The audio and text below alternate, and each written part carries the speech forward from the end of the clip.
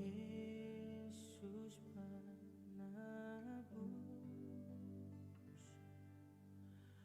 orang lain kau hampiri, jangan jalan terus. Yesus Tuhan, dengar doaku.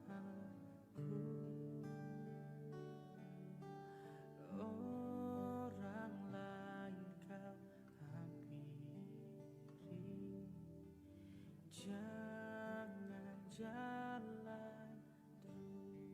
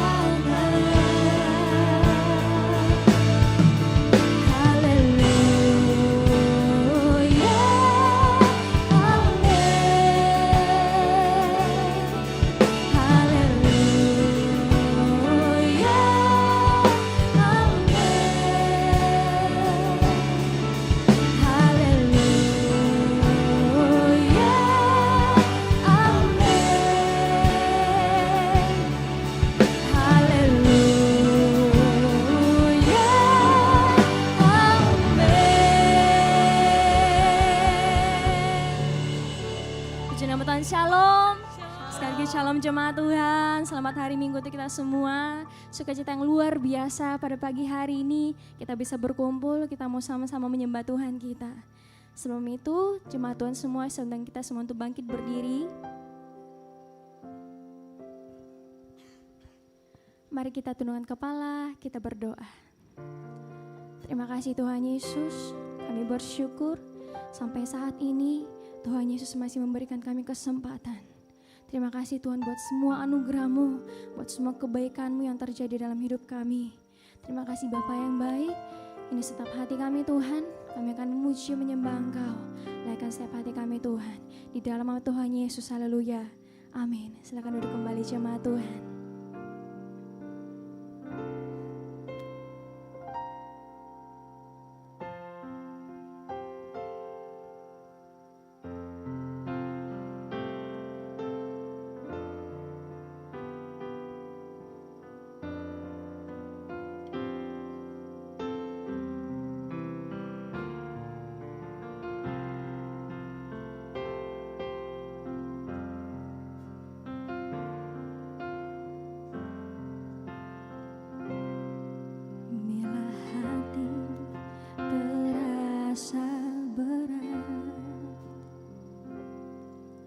Seorang pun mengerti bebanku, ku tanya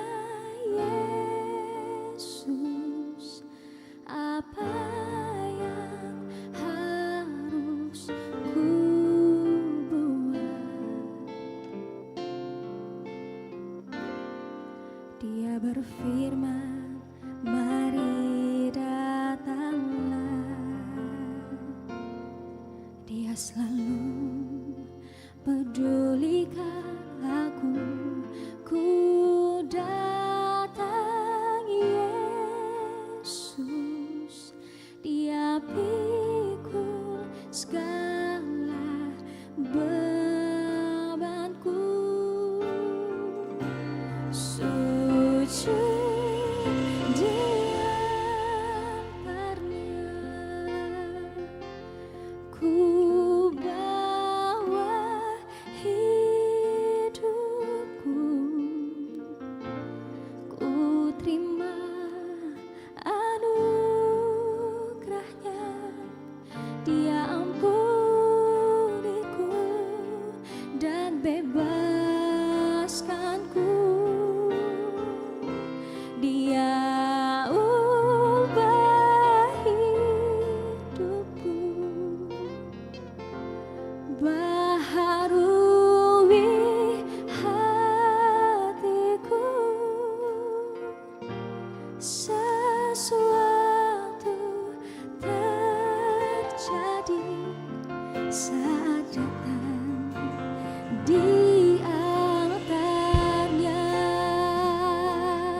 jemaat Tuhan, mari datang pada Tuhan, sama-sama katakan.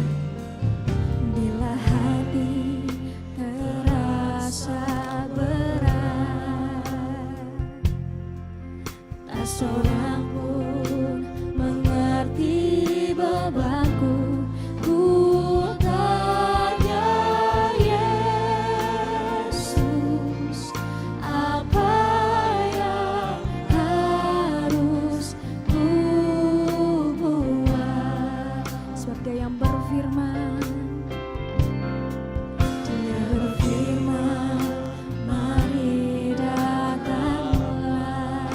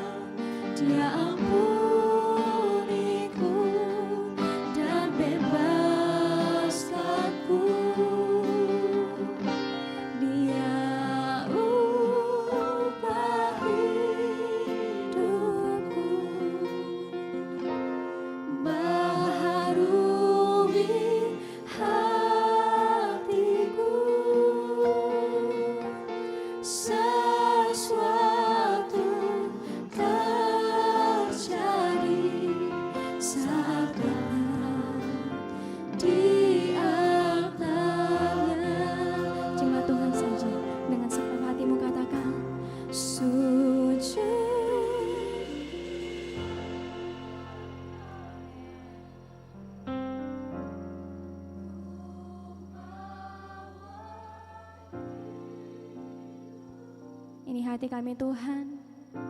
Kami bawa hidup kami hanya padamu. Engkau yang membebaskan kami. Engkau yang memulihkan setiap hati kami. Engkau yang menjamah setiap hati kami. Kau yang ubah hidupku.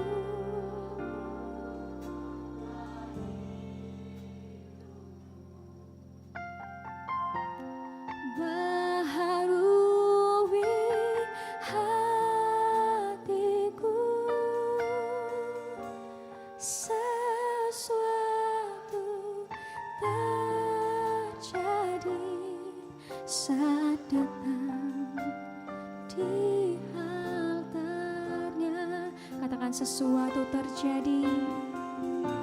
Sesuatu terjadi saat datang di altarnya. Katakan pemulihan terjadi.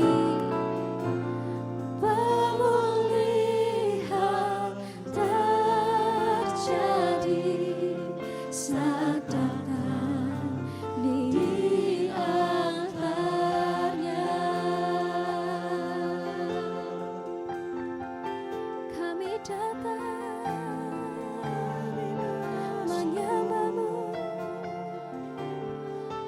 bersujud di bawah kakimu, menyembahmu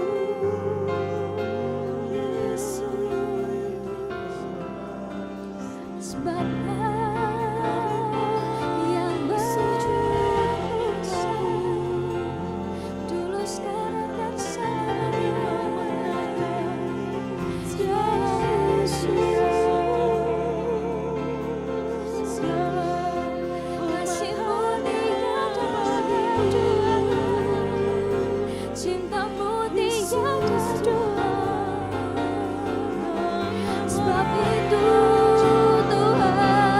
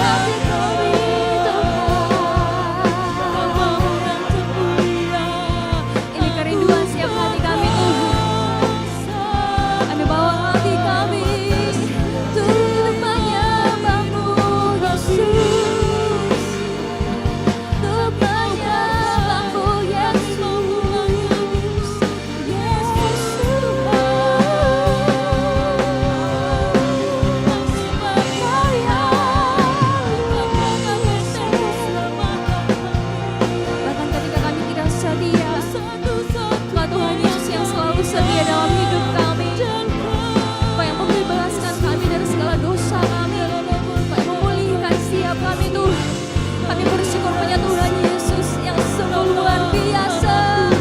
Yesus,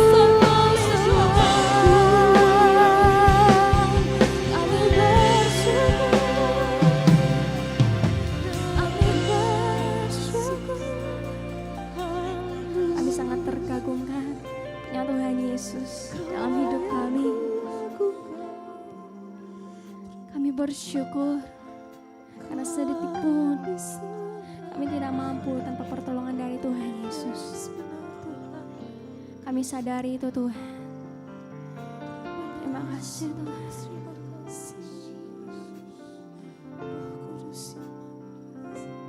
Hatiku terkagum melihat apa yang kau perbuat. Kuatkanku, mulutku memuji, tanganku terangkat untuk menyembahmu. Kaulah alasanku hidup, hatiku terkagum melihat apa yang kau perbuat. Kuatkanku, mulutku memuji, tanganku terangkat untuk menyembahmu. Kaulah alasanku hidup. Makin berdiri berikan pujian ini. Hatiku terkagum melihat apa yang kau perbuat. Itu yang kuatkanku, mulutku memuji, tanganku terangkat untuk menyembahmu. Kaulah alasanku. Sambilkan kedua tangan mari nyatakan para Tuhan. Hatiku terkagum melihat apa yang kau perbuat. Kuatkanku, mulutku memuji, tanganku terangkat untuk menyembahmu. Kaulah alasanku, amin. Terkagum melihat apa yang kau perbuat. Itu yang kuatkan kami Tuhan. Mulutku memuji, tanganku terangkat untuk menyembahmu. Kaulah alasanku hidup, kaulah alasanku, kaulah alasanku hidup. Sekali lagi katakan, kaulah alasan kami hidup Tuhan. Alasanku hidup. Haleluya, haleluya. Kau alasan kami hidup Tuhan. Terima kasih Bapa atas kebaikan-Mu, perkenanan-Mu Tuhan. Kami ada sampai saat ini. Semua karena kebaikan Tuhan dalam hidup kami. Saatnya Tuhan kami jemaat-Mu dan para pelayan-Mu di tempat ini mau sungguh-sungguh memuji Engkau Tuhan. Mau bergirang, melompat di dalam nama Yesus Kristus. Setiap kita yang siap melakukannya, sama-sama saya katakan amin. Haleluya. Berikan tepuk tangan, berikan salam kiri kanannya, katakan Yesus alasan kami hidup.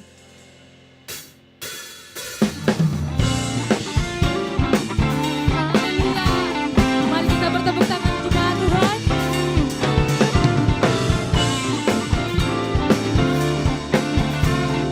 Dengan penuh sukacita kita akan pujian ini katakan. Pernah dilihat mata yang tak pernah didengar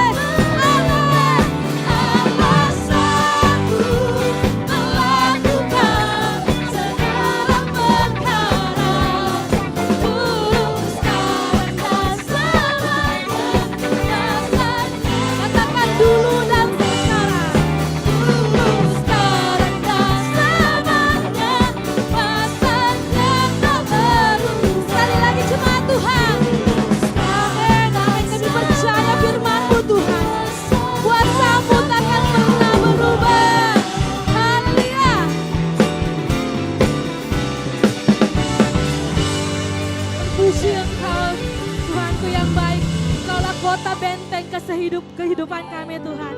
Haleluya, terima kasih Bapa.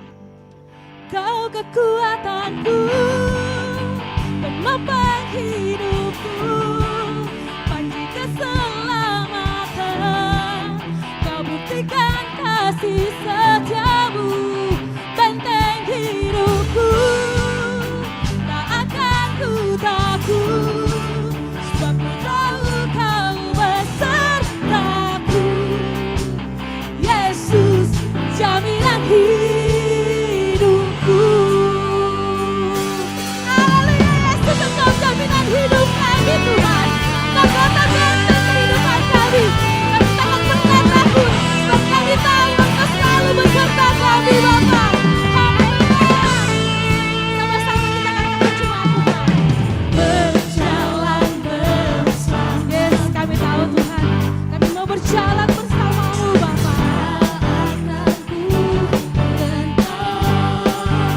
Katakan tanganmu yang menopang kami.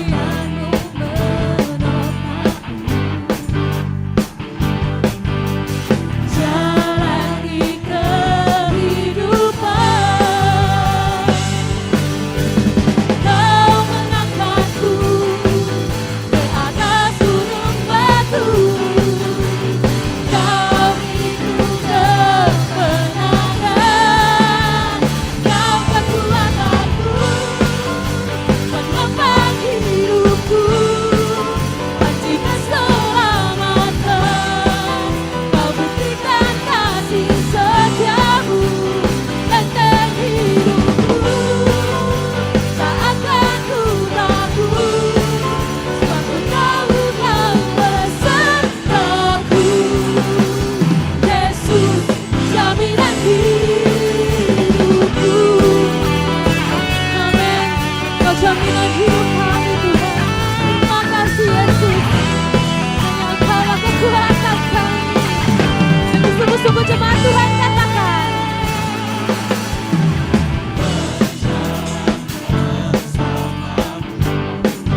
Akan kami gantah Tuhan. Tanganmu menopang. Amin. Jalani kehidupan. Mari kita angkat tangan kita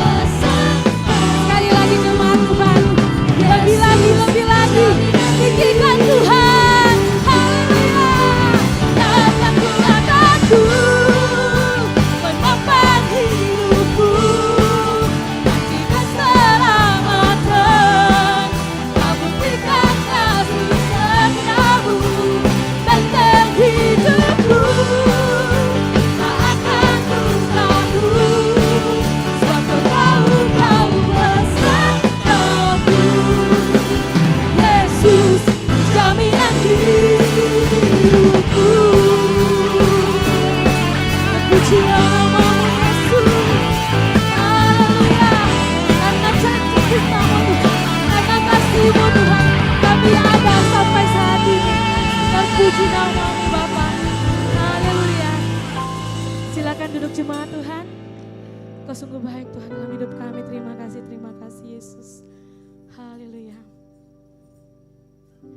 Saatnya kita akan mendengarkan pembacaan katekismus. Saya persilakan bagi yang bertugas.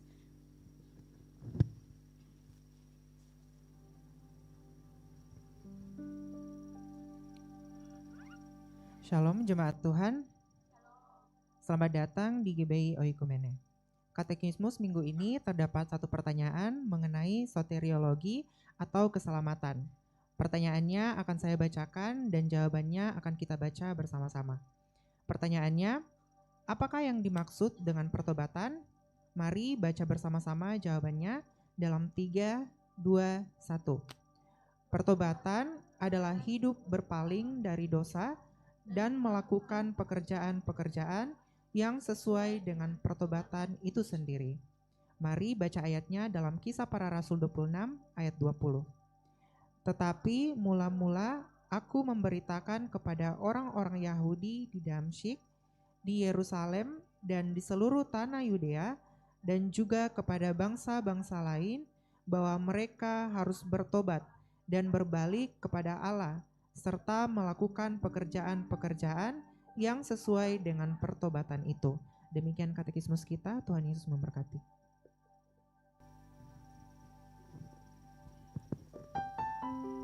Sebelum kita masuk dalam pemberitaan firman Tuhan, saya infokan kepada jemaat Tuhan yang membawa anak kecil, boleh diarahkan ke lantai bawah, ke lantai dasar di ruangan Daud, akan dilayani dan akan didoakan oleh guru-guru sekolah minggu.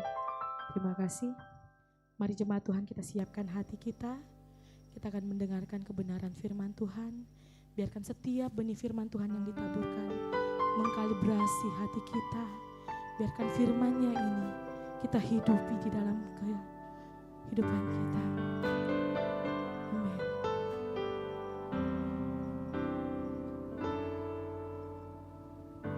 Jikalau bukan Tuhan yang membangun rumah, sia-sialah usaha orang membangunnya. Jikalau bukan Tuhan yang menjaga hidupku, sia-sialah usahaku tanpa seizin Tuhan. Ku sadar semua karena cinta-Mu.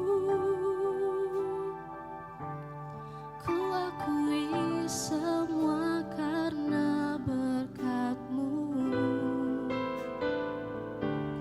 Tak mungkin semua tanpa campur tangan-Mu.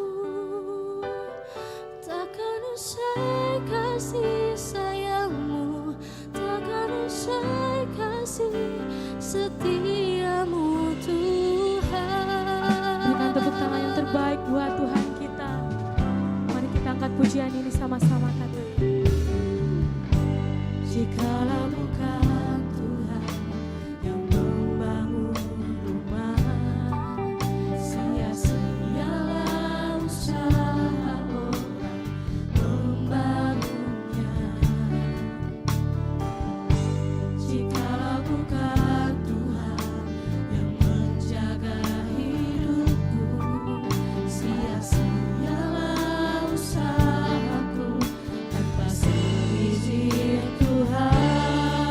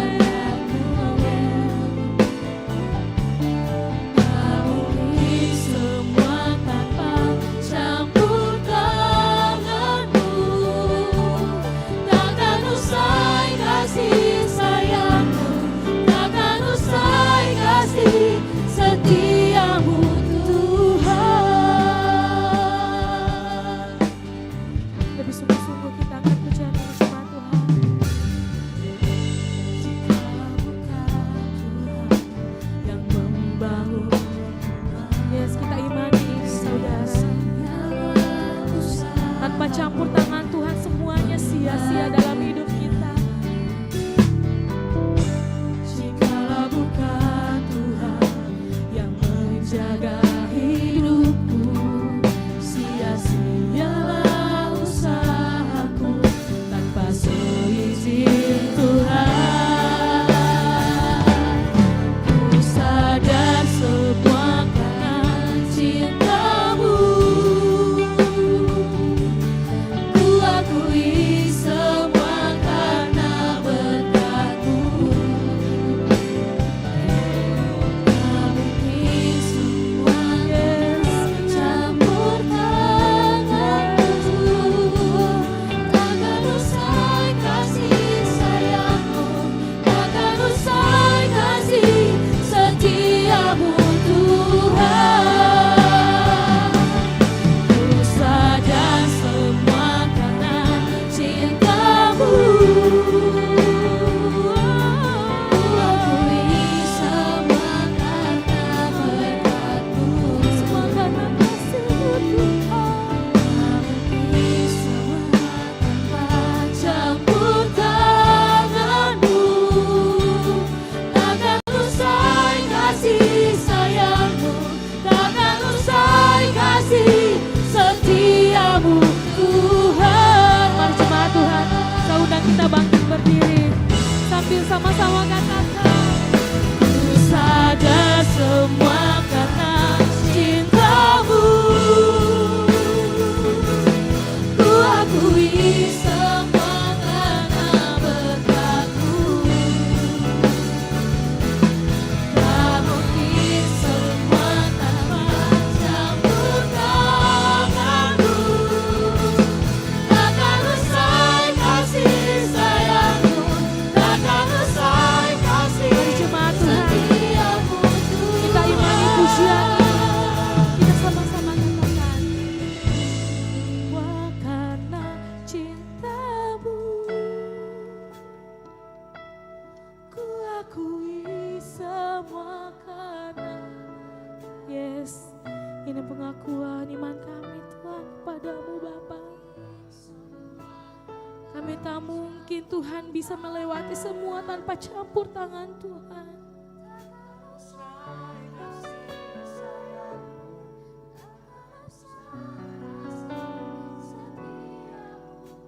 Mari sama-sama kita nyanyikan pujian ini. Ku sadar semua karena cinta-Mu. Akan kami akui Ku akui semua karena berkat-Mu. amin. Tak mungkin semua tanpa campur Tangan-Mu takkan usai kasih sayang, takkan usai kasih setia-Mu Tuhan. Takkan usai kasih sayang, takkan usai kasih sayang, takkan usai kasih setia-Mu Tuhan. Sekali lagi katakan, takkan usai kasih sayang, takkan usai kasih setia-Mu. Boleh kasih tepuk tangan yang meriah buat Tuhan kita. Haleluya, haleluya. Bapa di surga, kami mengucap syukur buat pagi hari ini karena kami tahu kebaikan-Mu tidak pernah usai dalam kehidupan kami. Kami ada sebagaimana ada pagi hari ini karena kasih sayang-Mu, karena cinta-Mu yang melimpah dalam kehidupan kami. Nanti tiba saatnya Tuhan kami mau siap mendengarkan firman Tuhan. Kami mau buka hati kami buka mata pendengaran kami, dan kami fokus mendengarkan firman Tuhan. Roh Kudus berbicara kepada setiap kami, sehingga saat firman Tuhan disampaikan, kami menangkap sesuatu dari Tuhan. Kami mengerti kehendak Tuhan. Dan bukan hanya sampai kami mengerti, tapi kami juga menjadi pelaku-pelaku firman. Kami yakin Tuhan dan percaya ada kuasa-kuasa kegelapan. Mungkin ada gangguan-gangguan yang membuat kami tidak fokus. Oleh karena itu bungkus kami semua di tempat ini. Sehingga kami mampu berdiri, kami mampu memperhatikan dari awal sehingga akhirnya Tuhan. Kami serahkan pemberitaan firman ini, urapi setiap kami di tempat ini. Termasuk urapi hamba-Mu. Sehingga apa yang keluar dari mulut tidak hamba-Mu adalah isi hati-Mu. Di dalam nama Tuhan Yesus Kristus yang siap mendengarkan firman Tuhan, boleh sama-sama katakan amin. Baik, silakan duduk. Shalom. Puji Tuhan, pagi hari ini Lebaran hari kedua dan puji Tuhan minggu kemarin agak sedikit cerah, hari ini yang agak sedikit mendung gitu ya. Nah, saya ingin percaya tidak mengubah semangat kita untuk kita siap mendengarkan firman Tuhan. Yang setuju katakan amin. Baik, mari kita akan bersama-sama membahas tema dan ada sesuatu hal yang Tuhan ingin sampaikan kepada kita semua dan saya yakin kita semua pagi hari ini siap belajar firman Tuhan. Kita akan berbicara mengenai kesucian dan pemakaian Tuhan. Nah, banyak orang ya percaya dan sebenarnya memiliki kerinduan yang sama dalam hatinya. Apa itu? Siapa di sini yang ingin dipakai Tuhan lebih lagi dalam hidupnya? Boleh angkat tangan? Yang angkat tangan berarti nggak pengen dipakai. Oh gitu ya. Enggak ya. Saya yakin kita semua ingin dipakai Tuhan lebih lagi. Ingin hidupnya berarti. Betul atau tidak? Karena saat kita dipakai Tuhan, pasti hidup kita berarti. Hidup kita ingin membawa dampak bagi banyak orang. Nah tetapi masalahnya begini, seringkali yang kita bayangkan saat Tuhan memakai orang, itu hanya terjadi pada orang-orang tertentu. Ya kita membayangkan Tuhan hanya pakai orang yang berbakat.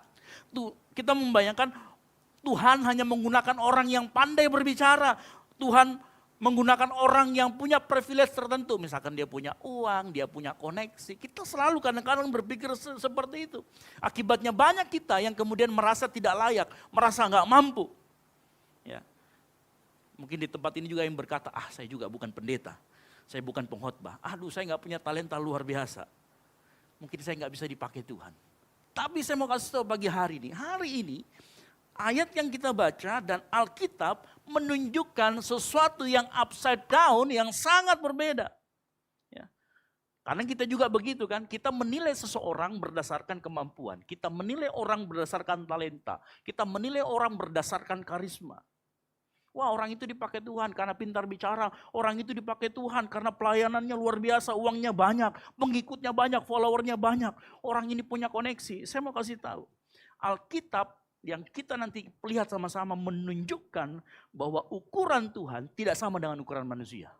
Cara melihat Tuhan, cara memakai Tuhan tidak sama dengan cara kita melihat. Dunia cari orang paling hebat, tapi Tuhan tidak cari orang paling hebat. Nah kita akan bicara sama-sama pagi hari ini. Orang seperti apa yang Tuhan mau pakai? Saudara siap? Haleluya. Saudara siap? Baik, kita buka sama-sama dalam 2 Timotius 2 ayat 20 sampai dengan 21. 2 Timotius 2 ayat 20 sampai 21, saya jemput jemaat Tuhan bangkit berdiri dan kita akan baca secara bersama-sama. Ya, 2 Timotius 2 ayat 20 sampai 21. 3, 2, 1. Dalam rumah yang besar bukan hanya terdapat perabot dari emas dan perak, melainkan juga dari kayu dan tanah. Yang pertama dipakai untuk maksud yang mulia dan yang terakhir untuk maksud yang kurang mulia. Jika seseorang menyucikan dirinya dari hal-hal yang jahat, ia akan menjadi perabot rumah untuk maksud yang mulia. Ia dikuduskan, dipandang layak untuk dipakai tuannya dan disediakan untuk setiap pekerjaan yang mulia. Amin. Silakan duduk. Berbagai orang yang membaca, merenungkan dan melakukan firman Tuhan. Nah kalau saya mau sebelum kita membahas ini lebih lanjut, saya mau kita lihat latar belakangnya. Surat Timotius ini kepada Timotius itu ditulis sama Paulus ketika Paulus itu berada di penjara di Roma. Dan Paulus waktu menulis surat ini, dia menunggu eksekusi untuk digerek. Saudara, untuk dipancung ya. Ini sebenarnya yang terjadi sama Paulus. Tapi Paulus dia ingat dia punya anak rohani namanya Timotius. Nah Timotius waktu dikirimi surat ini dia sedang menjadi seorang pemimpin di jemaat di Efesus. Kita selalu tahu ya Timotius ini relatif muda. Masih muda dibandingkan orang-orang yang sebayanya yang menjadi pemimpin. Makanya kita lihat janganlah menganggap engkau rendah karena engkau muda. Kita ingat ya ayat itu. Karena memang Timotius waktu dia menjadi pemimpin, dia masih sangat muda, relatif muda. Dan biasanya penyakit orang yang menjadi pemimpin saat masih muda adalah rasa minder. Bukan hanya rasa minder, ia kurang percaya diri. Dan saya bisa menduga dari apa yang ditulis oleh Paulus, Timotius ini orang yang kurang bisa berbicara. Kenapa? Karena dia disuruh menghindari perdebatan. Orang kalau berdebat, dia harus pintar bicara. harus pintar bangun argumen. Nah, ternyata Timotius ini bukan orang yang seperti itu. Ya. Dan di jemaat yang Timotius pimpin di sana terjadi beberapa hal. Ada konflik, ada tekanan sosial dari luar, ada munculnya juga ajaran sesat dari dalam. Kalau kita nanti baca di ayat sebelumnya dan di ayat sesudahnya, kita mendapati dua nama, ada namanya Hymenaeus dan Philetus. Mereka mengajarkan bahwa kebangkitan itu sudah terjadi. Dan ini merusak doktrin Kristen. Ada yang seperti ini dulu kita pernah terjadi juga, kalau nggak salah ya. Yang mengatakan bahwa nanti kiamat akan terjadi tahun 2012 tanggal 12 bulan 12 2012. Katanya kiamat. Ada yang mengikut sekte itu kemudian dia jual barang-barangnya, hidup seenaknya. Atau bahkan hidupnya malah kebaliknya, bukan seenaknya. Malah semakin suci, nggak mau kerja, nggak mau. Ini juga ada terjadi di zaman itu. Dan ini juga yang dihadapi oleh seorang anak muda yang namanya Timotius. Tapi masalahnya, Timotius waktu dia berhadapan dengan Hymenaeus dan Philetus, dia merasa minder. Dia merasa powerless, tidak punya kekuasaan, tidak punya kuasa untuk melawan mereka. Makanya nanti kalau kita baca dalam 2 Timotius 2 ayat yang pertama dikatakan gini, jadilah kuat. Coba nanti baca, jadilah kuat. Jadi seolah-olah Paulus sedang melakukan yang namanya moral boosting. Tahu moral boosting? Dibangkitkan lagi semangatnya kepada seorang Timotius karena yang dia hadapi sesuatu yang berat. Ya. Nah, lalu kemudian setelah Paulus cerita dan lain sebagainya, Paulus sampai ke metafora yang ini nih, yang kita baca ya barusan. Ya. Nah, kita akan mulai melihat apa maksud Paulus menjelaskan mengenai rumah besar dan segala perabotannya. Kita tahu ya, Timotius itu seorang hamba Tuhan, bukan developer rumah. Ya, kita juga bukan developer rumah pagi hari ini. Tapi kenapa Paulus mengambil cerita mengenai gambaran rumah yang besar? Ya. Nah, kalau kita lihat apa yang Paulus katakan, dalam rumah yang besar ada perabot yang terbuat dari emas dan perak, ada yang terbuat dari kayu dan tanah liat.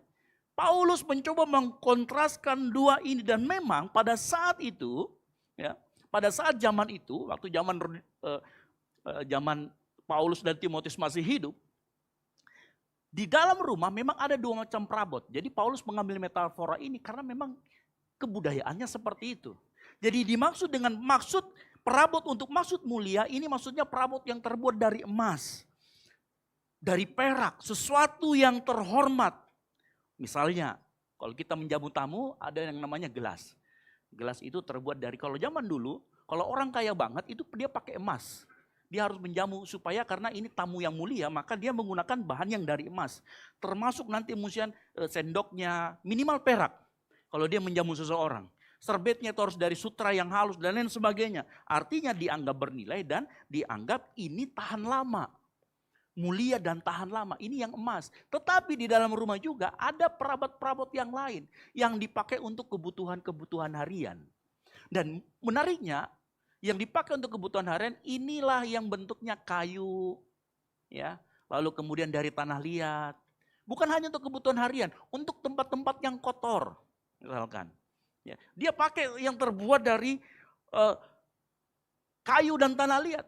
Jadi maksudnya kurang mulia bukan berarti berdosa loh ya. Waktu Paulus ngasih tahu ini, dalam rumah itu menggambarkan tentang gereja Tuhan, tentang komunitas Tuhan. Dan di dalam komunitas Tuhan ada peran dan fungsi yang berbeda-beda. Jadi kurang mulia bukan berarti lebih berdosa atau kurang berdosa, bukan. Ya. Dalam metafora ini, Paulus nggak berkata juga begini, ada orang yang ditentukan jadi emas, ada orang yang ditentukan jadi kayu atau tanah liat, bukan. Ini bukan masalah takdir. Ya, Paulus berkata karena begini, kalau ini masalah takdir, maka di ayat 21 kan Paulus berkata ini, jika seseorang menyucikan dirinya dari hal-hal yang jahat, jadi ini bukan masalah takdir. Tetapi Paulus mau berkata hal yang lain karena dikatakan jika seseorang menyucikan dirinya. Artinya begini, kalau kamu terbuat dari kayu atau terbuat dari ini perabot masih bisa digunakan untuk hal yang mulia. Sebaliknya, yang emas pun bisa dipakai untuk kurang mulia. Itu logika yang ingin dibangun Paulus. Jadi waktu Paulus berkata, jika seseorang menyucikan dirinya, artinya status emas dan perak, kayu dan tanah liat bisa berubah. Yang terbuat dari kayu tanah tidak selamanya dipakai untuk kurang mulia. Sebaliknya, yang terbuat dari emas atau perak tidak selamanya dipakai untuk yang mulia. Sampai sini saya harap jemaat Tuhan mengerti ya. Jadi perumpamaan ini Paulus sampaikan kepada kita supaya kita mendapatkan gambaran. Saya akan kasih gambaran. Bapak Ibu kalau ke tempat, kalau misalkan ada tamu datang ke rumahnya, Bapak Ibu akan menyajikan minuman dengan yang kotor atau yang bersih. Walaupun itu terbuat dari kayu atau tanah. Betul? Jadi bukan terlihat dari bahannya, tetapi dari kebersihannya. Makanya Paulus mengatakan, kalau kamu menyucikan, kalau kamu bersihkan, ini bisa dipakai untuk yang mulia. Jadi Paulus mau menggambarkan kepada kita, memang gelas kedua sederhana, tapi dia lebih bersih. Jadi mengerti ya maksudnya, kenapa dia ngomong begitu? Karena Timotius itu sedang dalam keadaan yang ini nih. Dia berhadapan dengan Himenius dan Miletus yang secara ini emas ini. Tapi Paulus mau mengingatkan Timotius, walaupun kamu kayu atau tanah, tapi kalau kamu bersih, Tuhan pakai kamu lebih lagi. Halo? Ya. Menariknya, Paulus juga mau menyampaikan dan firman Tuhan juga mau menyampaikan hal yang sama dalam kehidupan kita. Bukan bahan material yang menentukan perabot tersebut dipakai untuk sesuatu yang mulia atau tidak. Tetapi kebersihan dan perabotannya. Saya pakai kata yang mana yang lebih siap yang dipakai. Jelas tentu yang bersih. Ya. Makanya saya mau kasih tahu logika Paulus sederhana. Perabot yang sederhana yang lebih bersih lebih berguna daripada perabot emas tapi kotor. Yang mengerti katakan amin. Nah, saya mau kasih tahu. Pagi hari ini, dengar baik. Tuhan itu tidak mencari perabotan yang paling mahal bahannya. Tapi dia cari yang paling bersih. Karena yang bersih siap dipakai. Maka kaitannya dalam pemakaian Tuhan dengar baik. Kesiapan kita, kemauan kita untuk disucikan itu lebih penting daripada talenta. Yang mengerti katakan amin. Artinya bagaimana? Engkau boleh talentamu paling banyak, engkau paling berbakat, engkau boleh paling pandai, engkau boleh paling kaya, engkau boleh paling banyak koneksi, engkau boleh paling banyak berkuasa. Tapi maaf, yang Tuhan cari bukan cuma sekedar itu. Yang Tuhan cari orang yang siap, mau dibersihkan. Halo? Ya. Bukan sekedar orang yang mau, tetapi orang yang mau hatinya terus disucikan dan dibersihkan. Makanya dengar baik, kalau hari ini kau merasa saya nggak punya apa-apa, saya bukan orang kaya, saya nggak bisa ngomong, saya nggak bisa apa. Dengar baik, kalau engkau mau, hatimu mau, bukan cuma sekedar mau ya, mau dibersihkan, mau disucikan, engkau akan dipakai Tuhan luar biasa. Tapi sebaliknya, engkau mau berbakat seperti apapun, engkau mau punya koneksi, punya uang, punya privilege segala macam. Tapi kalau engkau nggak pernah mau dibersihkan, mau disucikan, Tuhan akan lewatkan kita. Dan saya mau kasih tahu, Tuhan tidak kesulitan mencari orang yang berbakat, betul atau tidak? Dia tahu orang yang berbakat. Dunia penuh dengan orang berbakat, dunia penuh dengan orang pintar, dunia penuh dengan orang yang punya berbagai macam privilege. Tapi bukan itu yang Tuhan cari. Tuhan cari, bahkan gini ya, dunia banyak orang yang mau melayani Tuhan mau, tapi begitu mau dibentuk, dia mundur. Tuhan juga tidak cari orang yang sekedar mau. Tapi Tuhan benar-benar cari orang yang mau dibentuk karakternya. Yang mau dibersihkan, yang mau disucikan. Karena jauh lebih langka orang yang mau seperti itu. Banyak orang yang mau, tapi orang yang langka itu orang yang mau betul-betul bersedia hidup bersih di hadapan Tuhan. Inilah yang Paulus maksudkan dengan apa? Perabot untuk maksud yang mulia. Tapi ironisnya begini, banyak orang ingin dipakai Tuhan tetapi tidak banyak mau yang diproses oleh Tuhan. Ini masalah. Banyak orang yang mau dipakai Tuhan tetapi hidupnya tidak pernah mau diproses, tidak mau dibersihkan oleh Tuhan. Halo? Nah pertanyaannya begini, apakah seseorang harus bersih dulu baru dipakai Tuhan? Nah ini kan kita harus bertanya dulu nih, kita harus dalami dulu. Apakah orang harus bersih dulu dipakai Tuhan atau justru Tuhan memakai seseorang untuk membuatnya menjadi bersih? Nah kalau kita lihat tadi, seolah-olah Tuhan berkata, oh kamu harus bersih dulu baru bisa dipakai. Itu tidak sepenuhnya benar tapi tidak sepenuhnya salah. Karena Alkitab itu menunjukkan bahwa banyak semua tokoh besar, hidupnya itu belum betul-betul bersih, belum betul-betul matang. Tetapi dia bersedia dan mau dibersihkan. Yang mengerti katakan amin. Jadi letaknya bukan pada bersihnya, tetapi mau atau tidak engkau dibersihkan. Makanya dikatakan, jika engkau mau menyucikan diri dari hal-hal yang jahat. Coba contoh, Musa ketika dipanggil Tuhan, baru jadi buronan, dia habis bunuh orang. Halo? Emosinya belum matang karena emosinya meledak-ledak. Karakternya belum stabil, penuh ketakutan. Dan berulang kali Tuhan panggil dia tolak. Daud dipakai Tuhan sejak masih muda, diurapi sejak masih muda. Tetapi kita tahu Daud gak sempurna, ada dosa besar juga dalam hidupnya. Siapa lagi Petrus? Petrus waktu jadi murid Yesus, dia nyangkal Yesus 3 kali.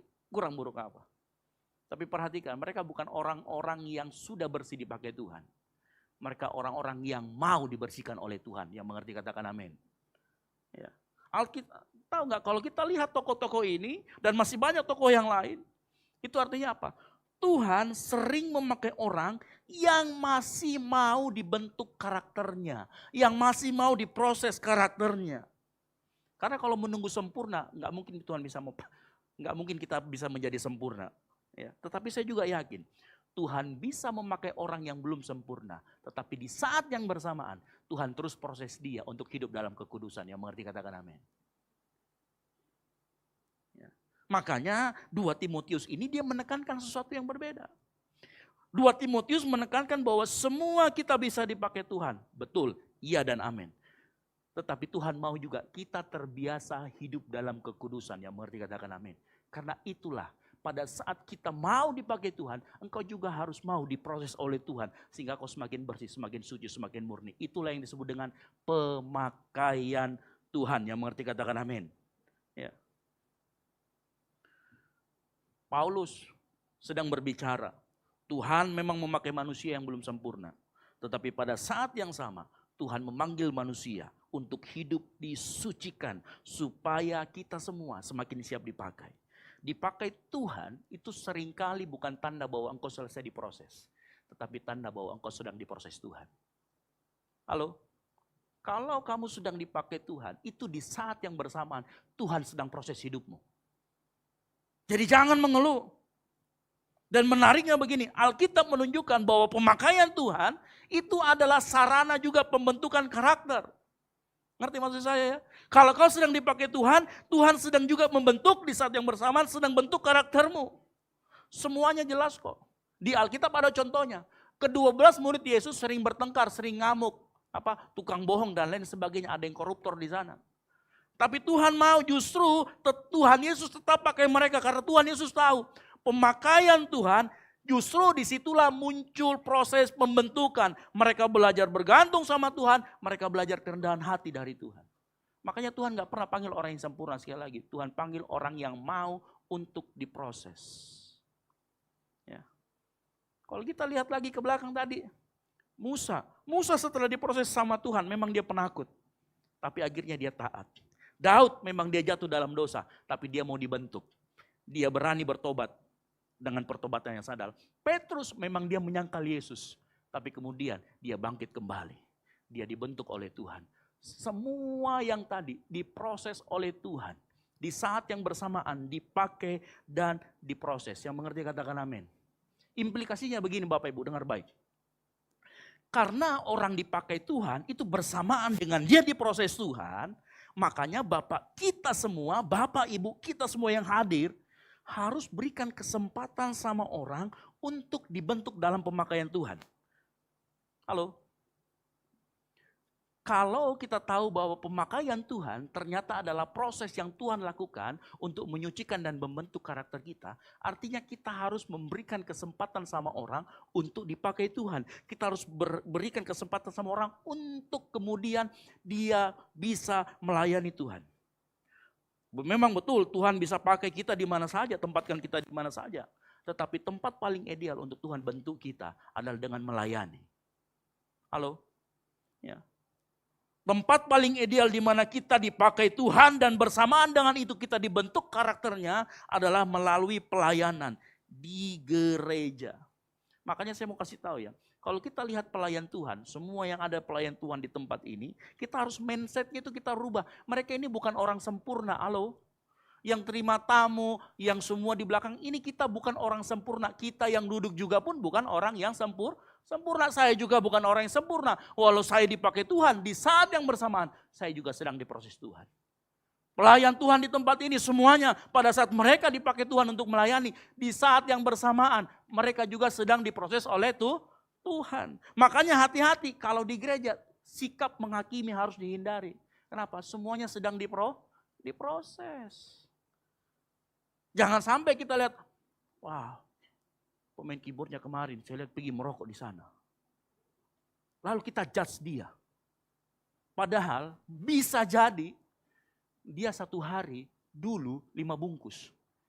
Sekarang 1 bungkus 5 hari tidak habis-habis. Berubah, diproses. Tapi orang di gereja seringkali menghakimi tidak melihat proses. Ini yang bahaya. Dengar baik, di gereja kita bukan sedang menilai siapa yang dipantas dipakai Tuhan. Tapi kita sedang memberi ruang bagi Tuhan untuk membentuk setiap orang yang hadir. Termasuk pelayan Tuhan di tempat ini. Halo? Setiap orang yang ada di ruangan ini, kita semua di saat yang bersamaan melayani Tuhan. Di saat yang bersamaan, kita sedang dibentuk oleh Tuhan. Kita sedang disucikan oleh Tuhan. Yang setuju katakan amin. Walaupun mungkin memang benar, enggak semua orang yang dipakai Tuhan, bahkan melayani otomatis mengalami pembersihan. Karena pembersihan membutuhkan respon kita. Karena kalau kita melihat realita biasanya gini, orang yang dipakai Tuhan itu jatuh dalam 2 ekstrem. Yang pertama, kemungkinan besar dia betul-betul bisa bertobat, betul-betul dia bisa disucikan. Tetapi yang kedua, bisa jadi dia jadi sombong. Seperti siapa? Orang Farisi. Orang Farisi dipakai Tuhan, tapi apa? Menjadi sombong. Tapi lihat Yusuf diproses oleh Tuhan, dipakai oleh Tuhan. Apa yang terjadi dengan dia? Dia menjadi orang yang rendah hati dan mau mengampuni. Diproses sama Tuhan, sama-sama diproses Tuhan, tapi outputnya berbeda. Makanya dengar baik, kalau sedang dipakai Tuhan, dipercayakan oleh Tuhan tugas demi tugas, jangan minta berhenti, jangan mengeluh. Karena itulah sarana yang Tuhan pakai untuk proses kita menjadi lebih bersih, menjadi lebih suci. Dan pemakaian Tuhan akan luar biasa dalam hidupmu. Tapi kalau kita mundur, kita ngomong, kebanyakan saya nggak sanggup, alasannya banyak banget. Bagaimana kita mau diproses sama Tuhan? Bagaimana kapasitas kita mau diperbesar? Bagaimana kemampuan kita bisa diupgrade kalau kita kerjaannya mengeluh-mengeluh? Makanya 2 Timotius menjadi sangat penting. Kenapa? Paulus nggak berkata sama Timotius, teruslah melayani. Tetapi Paulus berkata, dengar baik Timotius, kalau seseorang menyucikan dirinya dari hal-hal yang jahat, dia akan dipakai oleh Tuhan lebih dan lebih lagi. Pemakaian Tuhan akan bersamaan dengan pembentukan karakter dan penyucian hidup. Setiap kali Tuhan pakai orang, kalau orang ini berespon dengan benar, maka yang terjadi adalah Tuhan akan pakai dia langkah demi langkah. Dari perkara kecil ke perkara yang besar. Kalau orang dipakai Tuhan bisa gak jatuh? Bisa. Karena tadi saya katakan kita semua sedang diproses. Daud pun bisa jatuh. Semua kita rawan untuk jatuh, makanya kita perlu anugerah Tuhan. Tapi kau dengar baik, kita dengar baik pagi hari ini. Kalau engkau sedang diproses Tuhan, engkau mengalami kejatuhan apapun, bangkit kembali. Karena anugerah Tuhan selalu tersedia. Seperti seorang Daud, waktu dia jatuh, dia gak kemana-mana. Dia datang ke pelukan Tuhan, dia bertobat dengan dalam. Apa yang terjadi? Pemakaian Tuhan lebih besar dalam hidupnya. Mungkin bukan melalui dia, tetapi melalui keturunannya. Halo? Nah pertanyaan berikutnya yang muncul, kita lanjut lagi ya. Pertanyaan berikutnya muncul begini. Bagaimana seseorang kemudian pada saat dipakai Tuhan, menjaga hidupnya tetap bersih, tetap siap, dan tetap setia dalam pemakaian Tuhan. Ya. Bagaimana kita bisa menjaga seperti tadi? Walaupun kita kayu, tanah liat, tapi bagaimana kita bisa menjaga kita bersih? Nah Paulus tidak menjawab hal ini dengan teori yang rumit. Minggu lalu kita sudah belajar ya, Roma 12 ayat 1 sampai dengan 2. Dikatakan apa? Penyucian pembaruan hati itu melibatkan 3. Yang pertama Roh Kudus. Yang pertama firman Tuhan, yang kedua Roh Kudus, yang ketiga adalah respon manusia. Nah respon manusia, firman Tuhan dan Roh Kudus itu urusan Tuhan. Tetapi respon manusia adalah urusan kita. Sama-sama katakan urusan saya. Respon manusia itu bagian kita, tanggung jawab kita. Dan kalau kita bicara respon yang Tuhan mau adalah taat, setia dan mau. Betul atau tidak? Kalau kita taat, setia dan mau, maka kita bisa melalui proses itu. Makanya Paulus memberikan gambaran yang sangat sederhana. Kalau di ayat 20, kan ayat 21, ayat 22, dia itu berbicara tentang sisi aplikatifnya. Tetapi Paulus sebenarnya menggambarkan bagaimana kehidupan yang harusnya dikuduskan itu di ayat ketiga sampai dengan yang ketujuh. Apa di ayat ketiga sampai dan 7 dari 2 Timotius 2 ayat 3 sampai dan 7? Paulus kasih tahu Timotius bagaimana cara hidup seseorang yang disucikan, seseorang yang dipakai Tuhan. Dia pakai 3 metafora. Yang pertama apa? Prajurit. Yang kedua apa? Atlet. Ini bukan Mike Tyson. Ya. Yang ketiga apa? Petani. Jadi waktu Paulus kasih tahu, kamu ini tanah liat, tapi kamu bisa hidup dipakai Tuhan terus kalau kamu melakukan hidupmu, menjaga hidupmu, terus disucikan, terus diproses seperti ketiga metafora ini. Apa itu? Kita akan belajar sama-sama pagi hari ini. Nah, yang pertama, disiplin rohani apa yang sebenarnya Paulus maksudkan untuk juga kita lakukan, sama seperti Timotius suruh lakukan. Yang pertama, Paulus menggunakan metafora prajurit. Metafora prajurit kalau kita baca, saya akan bacakan 2 Timotius 2 ayat 3 sampai dengan yang keempat. Dikatakan gini, ikutlah menderita sebagai seorang prajurit yang baik dari Kristus Yesus. Kayak yang 4 sama-sama, 3, 2, 1. Seorang prajurit yang sedang berjuang tidak memusingkan dirinya dengan soal-soal penghidupannya. Supaya dengan demikian ia berkenan kepada komandannya. Ini bicara tentang fokus dan menjauhi gangguan. Bapak Ibu bayangkan, kalau Bapak Ibu ini ada seorang tentara berada di medan perang, sekelilingnya ada misalkan kita perang Israel dan Iran, kita ada di situ. Jadi tentara misalkan, entah tentara mana gitu ya. Peluru berterbangan, bom di mana-mana, situasi penuh tekanan. Ada nggak orang kira-kira tentara yang kemudian live TikTok? Lalu kemudian lupa, berapa nih komentarnya di Instagram, orang lagi perang tembak-tembakan, dia pergi lihat Instagram. Dia lihat lagi berapa likes-nya. Saya lupa tadi check out keranjang kuning. Ada tentara yang seperti itu, ada prajurit yang seperti itu, enggak dong. Dia pasti seorang tentara, dia akan fokus pada medan peperangannya. Dan yang paling penting dia fokus bagaimana dia berkenan kepada komandannya. Bagaimana dia strike, lurus melakukan apa perintah komandannya.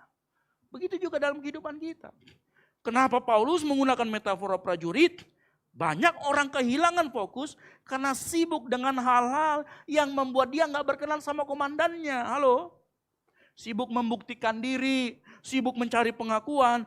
Ada lagi yang sekarang lagi ngetren, sibuk ngurusin orang lain padahal hidupnya juga belum beres. Ini yang mengakibatkan fokusnya sudah gak jelas lagi. Harusnya fokusnya berkenan kepada komandannya, karena ngurusin orang lain dia gak berkenan, orang lain malah berkenan. Ada yang seperti itu. Ya. Ingat, satu masalah, saya mau kasih tahu. Utamanya seorang prajurit adalah supaya dengan demikian ia apa? Berkenan kepada komandannya. Siapa komandan kita? Yesus, Bapa di sorga. Makanya pemikiran kita, fokus kita adalah siapa yang harus kita senangkan. Siapa yang harus kita tinggikan. Siapa yang harus kita berkenan kepadanya. Kolose 3 ayat 23 berkata apa? Ya. Apapun yang kamu perbuat, perbuatlah dengan segenap hatimu. Seperti untuk siapa? Untuk Tuhan. Ini komandan kita. Kenapa kita harus kenapa fokusnya hanya Tuhan? Roma 11 ayat 36 berkata apa? Sebab segala sesuatu dari Dia, oleh Dia dan kepada Dia. Apa? Bagi Dia. Ini loh komandan kita. Ini loh fokus kita. Hanya kepada Tuhan, bagi Tuhan. Ketika seseorang fokus kepada Tuhan, maka dia tidak lagi melakukan sesuatu untuk dirinya sendiri. Betul atau tidak? Kalau orang fokusnya kepada Tuhan, maka dia nggak cari pengakuan manusia, nggak cari keuntungan pribadi. Makanya prajurit ini berbicara tentang motivasi. Sama-sama katakan motivasi. Kalau seseorang memberi, kalau seseorang melayani, kalau seseorang dipakai Tuhan dengan fokus agar Tuhan berkenan kepada dia, maka saya pastikan orang itu nggak akan hitung lagi timbal baliknya. Dia akan memberi karena dia pengen berkenan kepada komandannya. Dia akan melakukan pelayanan karena dia mau berkenan komandannya. Nggak ada lagi dia memberi supaya dia diberkati. Nggak ada lagi melayani supaya usaha lancar. Nggak ada lagi. Kenapa? Karena fokusnya hanya untuk komandannya. Sama kalau di dalam dunia kerja. Kalau di dalam dunia kerja, standar kerjanya kita adalah bekerja untuk Tuhan, standar kerjamu berubah. Kenapa? Karena Tuhan bisa lihat kita dimanapun dan kapanpun. Apapun yang kita lakukan. Mau lagi santai-santai, mau lagi apa, Tuhan bisa tahu. Ya. Halo? Kalau kita tahu bahwa standar kerja kita untuk Tuhan, maka kita tidak lagi bekerja hanya untuk gaji. Hanya untuk penghidupan. Tapi dia tahu, pekerjaan ini adalah bentuk tanggung jawab dia terhadap Tuhan. Halo? Karena saya yang percaya begini. Fokus kepada Tuhan itu membebaskan kita dari kebutuhan untuk terus membuktikan diri kepada manusia. Kalau kita punya fokus kepada Tuhan, orang mau bilang apapun sekitar kita, kita akan tutup telinga. Kita akan fokus sama Tuhan. Apapun yang saya lakukan, semuanya untuk Tuhan. Bagi dia segala kemuliaan bagi Tuhan. Nah di sini, Paulus kasih tahu. Karena di ayat ketiga, dia ngomong tentang prajurit. Di ayat 22, Paulus ngomong begini, caranya, kalau kamu mau hidup seperti prajurit yang fokus, maka yang pertama, apa dikatakan? Jauhilah nafsu orang muda. Dan ayat 23, hindarilah soal-soal yang dicari. Apa itu soal yang dicari? Ngurusin hidup orang. Yang bodoh dan tidak layak. Paulus kasih tahu, hati-hati dengan dorongan orang muda. Dorongan yang sering menguasai hati orang muda. Nah, nafsu orang muda yang dimaksud di sini adalah nafsu atau dorongan yang berpusat pada diri sendiri. Kan orang muda kan sering begitu, tuh anak-anak muda sering begitu. Ingin membuktikan diri sendiri, ingin membuktikan terlihat benar, ingin menang dalam diskusi, pengen diakui orang. Ya. Hati-hati, seseorang bisa aktif membela kebenaran, tapi sebenarnya yang dia bela egonya sendiri, bisa. Banyak orang seperti itu. Tapi kalau kita mengarahkan fokus kita, seseorang bisa terlihat paling benar, paling pintar, paling rohani. Tapi Paulus tahu, kamu sedang membela dirimu, kamu sedang gak bela Tuhan. Tapi saya mau kasih tahu ya, dorongan muda ini, jangan hanya kita berpikir itu penyakitnya anak muda. Karena banyak juga orang tua yang terlambat puber. Jadi kena juga dorongan anak muda. Ya, terlambat nakal istilahnya. Apa ya, kalau orang bilang itu terlambat nakal, ada yang kayak seperti itu loh. Usianya mungkin sudah tua, tapi masih pengen terus ke hidupnya kayak dorongan anak muda. Jadi dorongan anak muda ini bukan nasihat, bukan untuk anak muda juga. Buat kita semua yang usianya sudah 40 tahun ke atas, kita juga bisa kena. Betul apa betul? Iya. Kita ingin merasa diakui, kita ingin menang diskusi, selalu merasa benar, itu dorongan anak muda juga. Ya, biasanya terlambat puber kalau kayak begini kan. Halo? Nah kalau khusus buat orang muda, coba deh lihat dorongan nafsu muda itu apa? Yang nyata-nyata. Pacaran sebelum waktunya, itu juga nafsu orang muda. Ya, makanya banyak juga suami-suami pacaran setelah menikah. Kan aneh. Karena dorongan orang muda. Terlambat puber. Hati-hati, ini bikin gak fokus. Ini bikin kita tidak bisa fokus sama Tuhan. Ya. Kalau saya mau tanya sama juru anak-anak muda yang hadir pagi hari ini. Kamu pacaran belum pada waktunya, itu untuk apa? Iya Kak, supaya ada yang kantarkan saya kalau malam-malam gojek. Kau cari gojek atau cari pasangan hidup? Kadang-kadang susah membedakan. Ya. Halo? Ada banyak orang yang pacaran sebelum pada waktunya. Ini Kak, supaya kalau ke gereja ada yang semangatin. Biar sama-sama ada ke gereja. Bilang saja kau takut pergi ke gereja, malu-malu. Itu kan sebenarnya untuk kepentingan dirimu sendiri. Semua yang berkaitan dengan nafsu dorongan anak muda, pasti kiblatnya diri bukan kiblatnya ke Tuhan. Betul apa betul? Makanya hati-hati. Ini yang bikin kita tidak fokus. Ya. Hati-hati. Dengar baik, tapi ketika kita fokus, hidup kita benar-benar untuk Tuhan. Justru kalau kita fokusnya sama Tuhan, nafsu orang muda tadi akan hilang kekuatannya. Kalau fokusnya kepada Tuhan. Makanya disuruh sama Paulus, hindari. Makanya nanti di ayat 22 sampai ke bawah, itu dia aplikatif dari apa yang terjadi di metafora yang Paulus sampaikan di ayat ketiga sampai dengan ke-7. Kita lagi maju yang kedua. Metafora tentang atlet. Ya, hidup menurut aturan. Kita baca sama-sama. Matius 2 Timotius 2 ayat 2 ayat 5, 3, 2, 1. Seorang olahragawan hanya dapat memperoleh mahkota sebagai juara apabila ia bertanding menurut peraturan-peraturan olahraga.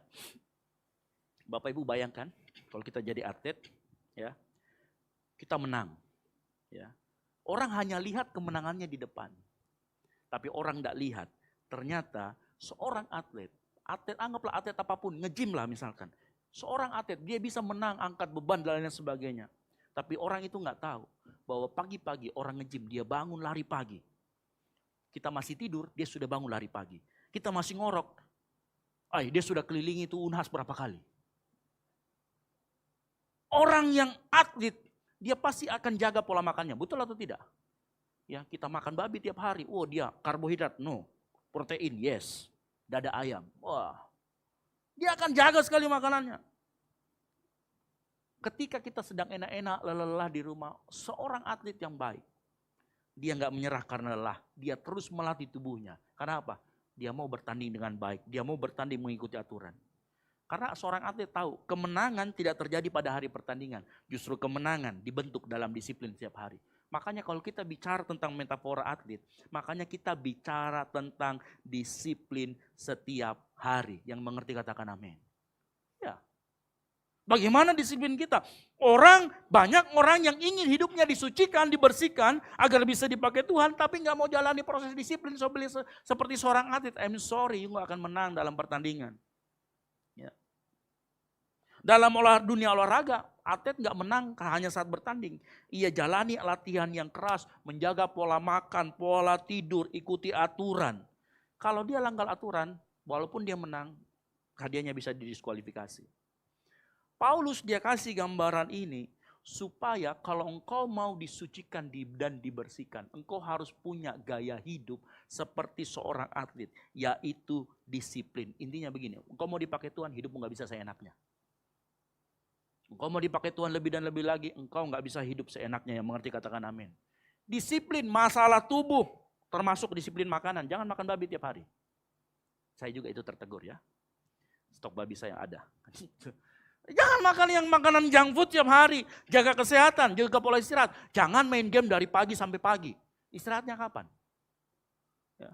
Jangan nongkrong dari pagi sampai pagi. Itu nongkrong dari pagi sampai pagi ngapain? Halo?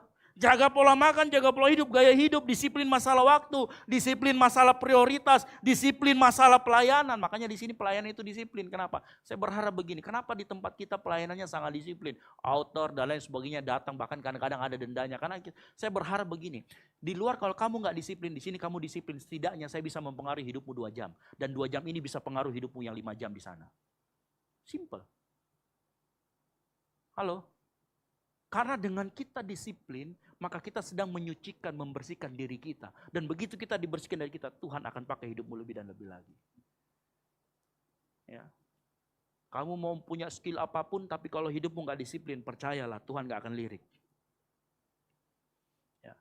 Makanya selain disiplin, atlet juga ditantang untuk bertanding dengan cara yang benar. Makanya nanti kalau kita baca dalam 2 Timotius 2:24, seorang hamba Tuhan tidak boleh bertengkar dan lain sebagainya. Ada orang yang bersemangat sekali bela kebenaran, tapi caranya salah.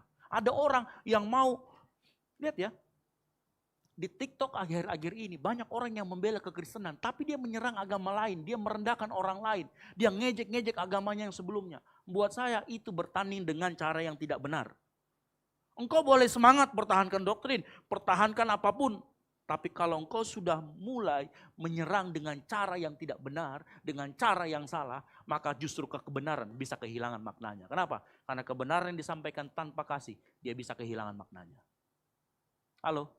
Banyak orang yang seperti itu akhir-akhir ini. Disiplin iya, tapi caranya salah. Ya. Mungkin kau bisa terlihat hebat di mata manusia, tapi engkau gak mendapatkan mahkota yang sebenarnya, gak dapatkan kemenangan.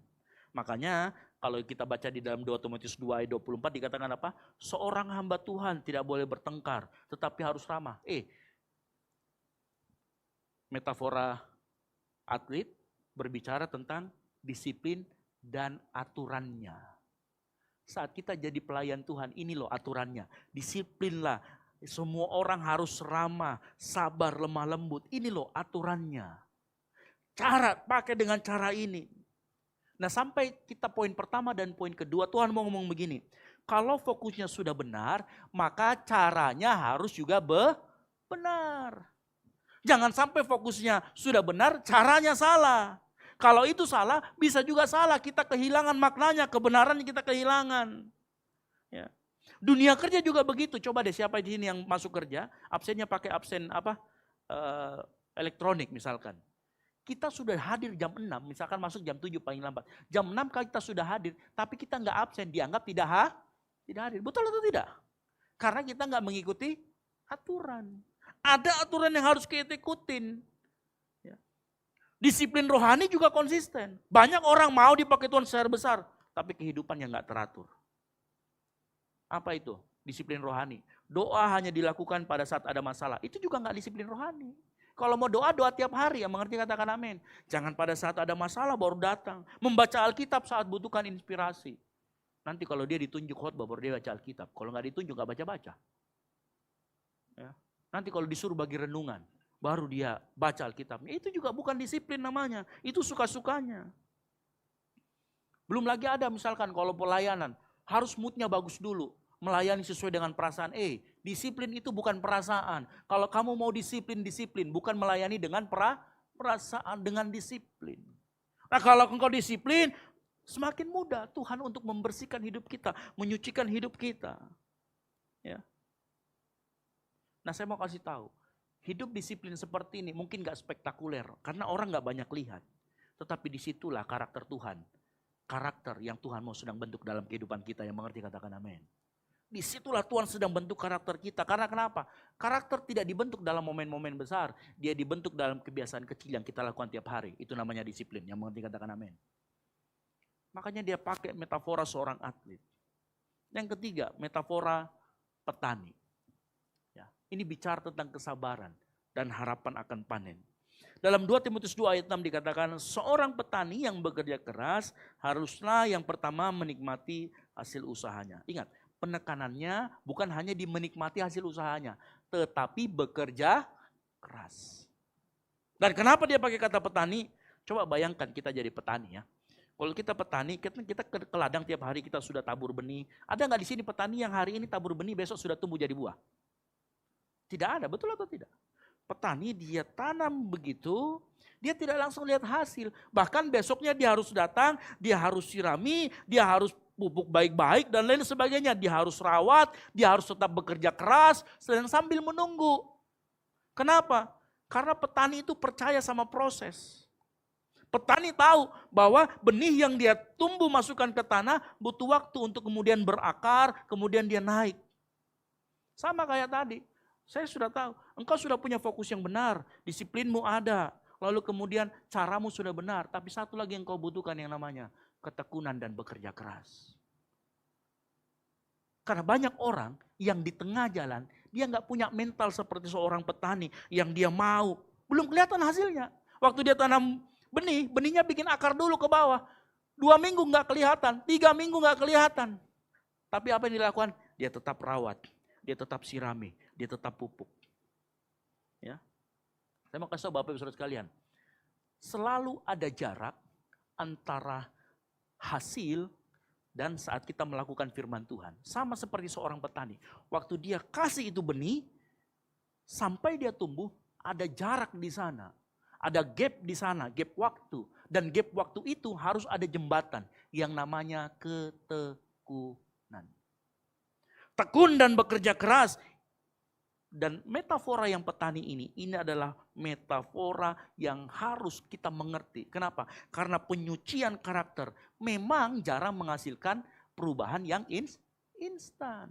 Perubahan karakter itu bukan sesuatu yang instan. Hari ini kau didoakan, besok berubah karaktermu. Belum tentu. Tapi saya mau kasih tahu dengar baik, kenapa Tuhan tahu orang mau berubah, dia butuh waktu. Ada pernah lihat petani, begitu dia tanam begitu, dia bilang, weh tumbuh kok cepat, tumbuh. Enggak ada. Dia akan tunggu setia sama prosesnya. Atau ada petani, begitu dia tanam benih ke dalam, dia tutup tanahnya, dia pulang. Besok pagi dia buka lagi tuh, keluar akarnya. Enggak ada. Benihnya tetap dalam tanah, tapi petani itu yakin ada proses yang terjadi dalam dirinya. Halo? Ya.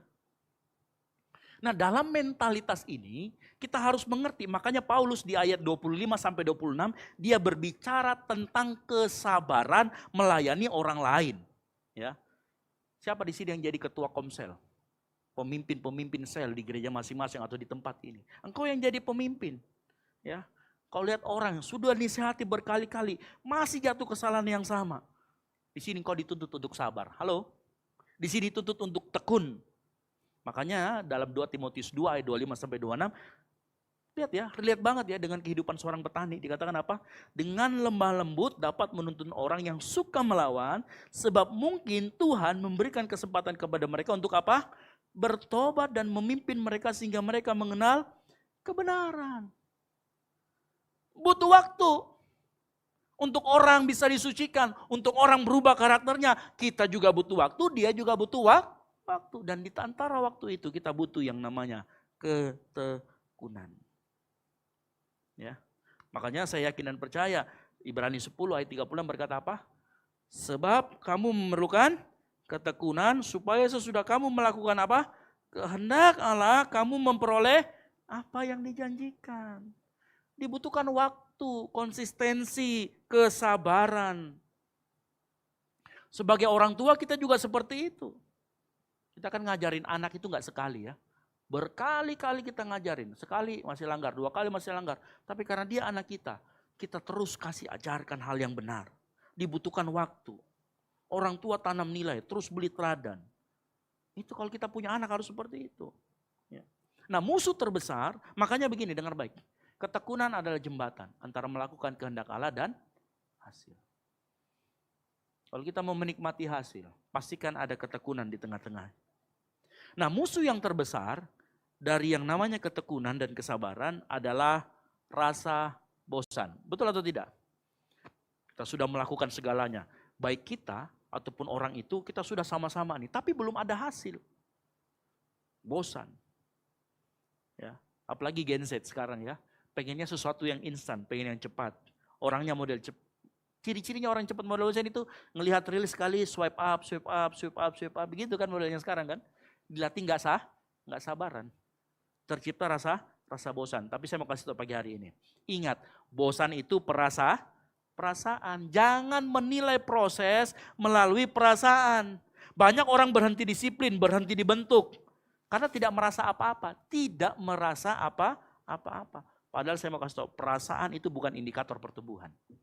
Perasaan bukan indikator pertumbuhan. Ya. Seorang petani, dia tidak ngecek selalu dia punya benihnya tumbuh atau tidak. Tapi dia percaya sama prosesnya. Proses sering terjadi di bawah permukaan yang tidak terlihat. Makanya jangan pakai perasaan, pakai disiplin. Ya. Jangan merasa-rasa, karena merasa-rasa lama-lama gak ada perasaan nanti. Ya. Bapak Ibu dengar baik. Paulus dia pakai 3 metafora ini supaya kita hidup seperti seorang prajurit, seperti seorang atlet, dan seperti seorang petani. Seorang prajurit punya fokus kepada Tuhan. Seorang atlet dia punya gaya hidup yang disiplin. Seorang petani dia tahu dia harus tekun, bekerja keras, konsisten baru dia bisa menikmati hasil. Orang-orang yang mengerti konsep ini, dia akan hidup di dalam pemakaian Tuhan. Yang mengerti katakan amin. Tapi ingat, saya mau kasih tahu. Ada satu hal yang menjadi kunci. Dalam 2 Timotius 2 ayat 1 berkata apa? Sebab itu hai anakku, jadilah kuat oleh apa? Kasih karunia dalam Yesus. Engkau boleh lakukan itu, tapi engkau harus ingat. Engkau harus mengerti kasih karunia di dalam Kristus Yesus. Ingat, disiplin itu bukan sumber kekuatan. Sama-sama, disiplin bukan sumber kekuatan. Yang menjadi sumber kekuatan adalah kasih karunia. Fokus, disiplin, tekun adalah respon terhadap kasih karunia. Yang mengerti katakan amin. Kalau engkau mengerti kasih karunia yang Tuhan berikan dalam hidupmu, maka harusnya engkau punya respon yang benar. Apa itu? Ingat, respon bagian kita. Ya, respon bagian kita. Firman Tuhan dan Roh Kudus itu Tuhan. Tetapi setiap kali kita mau disucikan, ada ketiga yang kita harus punya, yang namanya respon. Dan respon kita harus fokus, harus disiplin, dan harus tekun. Yang mengerti katakan amin. Ya. Sehingga kedisiplinan kita, fokus kita, ketekunan kita, membuat kita menjadi siap dipakai Tuhan. Bukan cuma sekedar menjadi perabot yang kurang mulia, tetapi menjadi perabot yang mulia. Yang mengerti katakan amin. Ingat, prinsip pemakaian Tuhan tidak pernah berubah. Apa prinsipnya? Barang siapa setia dalam perkara-perkara kecil, ia juga setia dalam perkara besar. Dan barang siapa tidak benar dalam perkara-perkara kecil, ia tidak benar dalam perkara-perkara besar. Ini prinsip Tuhan. Kalau engkau mau hidupmu dipakai Tuhan lebih dan lebih lagi, hiduplah seperti metafora yang Tuhan tunjukkan melalui Paulus kepada Timotius. Nah, saya percaya sembari Tuhan percayakan kita perkara-perkara kecil, di saat yang sama Tuhan sedang melatih kita untuk perkara yang besar. Yang mengerti katakan amin. Makanya miliki mental seorang prajurit yang fokus. Miliki disiplin seperti seorang atlet. Miliki ketekunan seperti seorang petani. Halo? Yang mau katakan amin? Ujungnya apa? Berkenan kepada komandannya. Menyenangkan hati Tuhan. Pagi hari ini kalau kita belajar bersama-sama, Paulus tidak sedang berbicara siapa yang paling berbakat. Pemain musik WL Singers maju ke depan. Paulus tidak berbicara siapa yang paling berbakat, siapa yang paling terkenal, siapa yang paling berhasil. Paulus berbicara tentang siapa yang siap dipakai oleh Tuhan. Dan kesiapan bukan dibentuk popularitas, bukan dibentuk oleh kekayaan. Tetapi kesiapan dibentuk karena hidupmu mau disiplin, karena hidupmu mau fokus, karena hidupmu mau ketekun. Halo? Ya. Karena itu begini, pertanyaannya apakah Tuhan mau pakai saya? Bukan. Jawabannya jelas, Tuhan mau pakai siapa saja. Tuhan mau pakai kamu, Tuhan mau pakai saya, Tuhan mau pakai kita semua. Tetapi pertanyaan yang lebih dalam adalah, apakah hidupmu sedang dipersiapkan untuk dipercaya oleh Tuhan? Apakah hidup kita fokus seperti seorang prajurit? Apakah hidup kita mau disiplin seperti seorang atlet? Apakah hidup kita mau setia dan tekun seperti seorang petani? Sebab ketika seseorang mau melakukan ini semua, maka dia sedang menjadi bejana yang bersih. Dia menjadi bejana yang semakin siap, menjadi perabotan yang semakin siap dipakai untuk pekerjaan nama Tuhan. Ingat, Tuhan tidak pernah cari orang yang paling hebat. Tuhan mencari orang yang hatinya mau, bersedia dibentuk, bersedia dibersihkan, bersedia dipakai oleh Dia. Sekali lagi, Tuhan tidak cari orang yang paling hebat, tapi Dia mencari perabotan bejana yang bersih dan siap dipakai. Yang mengerti katakan amin. Tutup Alkitabmu, kita bangkit berdiri. Tuhan, ku mau menyenangkan-Mu. Tuhan, bentuklah hati ini jadi bejana untuk hormat-Mu. Katakan cemerlang. Cemerlang bagai emas murni. Sama katakan Tuhan, Tuhan, ku serahkan hatiku. Semua ku berikan padamu. Kuduskan hingga tulus selalu. Kuduskan hingga tulus selalu. Katakan agar aku menyenangkan. Agar aku menyenangkan. Katakan sama-sama. Menyenangkan-Mu, senangkan-Mu. Hanya itu kerinduanku. Menyenangkan-Mu, senangkan hatimu. Hanya itu kerinduanku. Fokus kita menyenangkan Bapa di surga. Yang mau katakan amin. Sama-sama yang kita berdiri. Tuhan, mau menyenangkan-Mu. Tuhan, bentuklah hati agar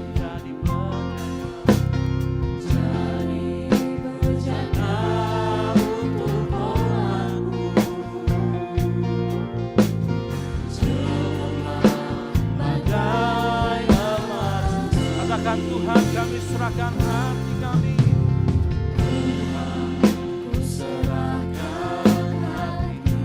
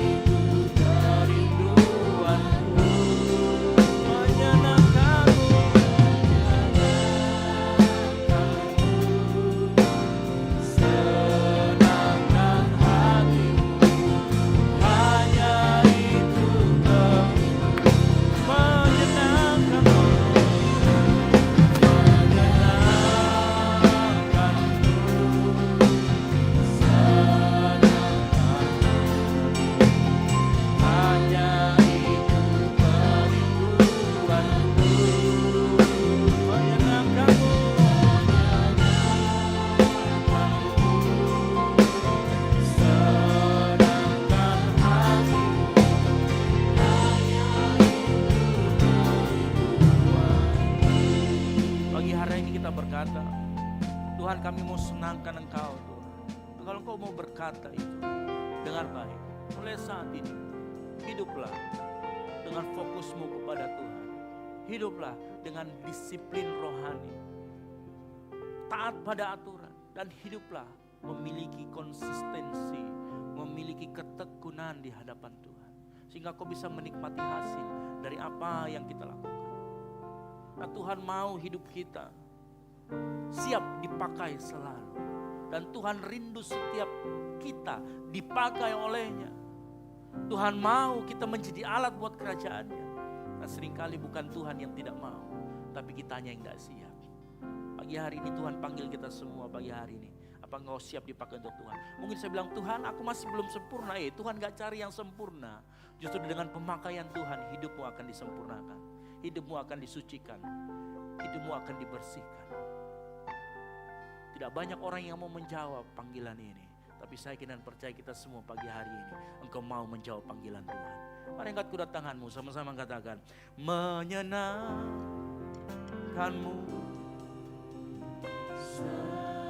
Yes. Amin.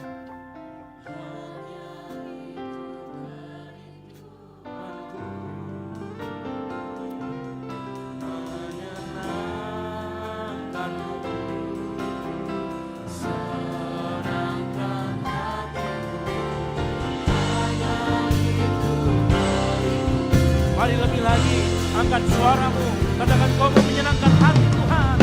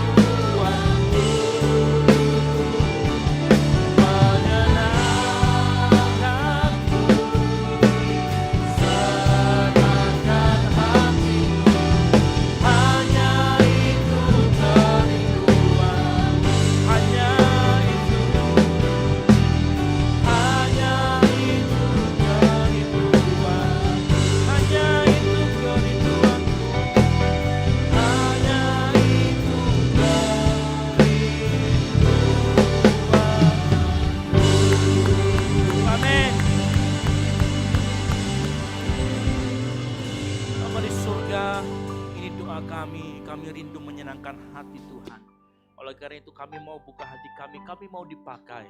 Kami mau dipakai lebih lagi oleh Tuhan.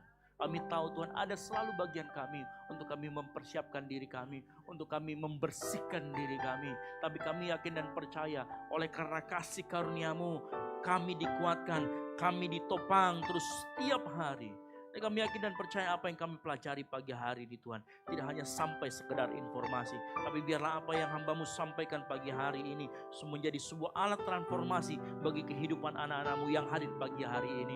Bahwa kehidupan mereka fokus kepada Tuhan, kehidupan mereka seperti seorang atlet yang punya disiplin, sebagai seorang petani yang memiliki ketekunan di hadapan Tuhan. Karena kami yakin dan percaya Tuhan, kerinduan-Mu, kami mau menjemput kerinduan-Mu dalam hati kami. Kami rindu dipakai lebih lagi. Kami mau buka hati kami pagi hari ini. Sekali lagi hamba-Mu selesai berbicara, tapi biar Roh Kudus berbicara terus dalam hati mereka. Sehingga jemaat-Mu yang datang pagi hari ini bukan hanya menikmati firman Tuhan, tetapi betul-betul menghidupi firman Tuhan dalam kehidupan mereka. Ini yang menjadi doa kami Tuhan pagi hari ini. Dalam nama Tuhan Yesus Kristus yang diberkati firman Tuhan. Sama-sama katakan amin. Baik, silakan duduk Bapak Saudara sekalian.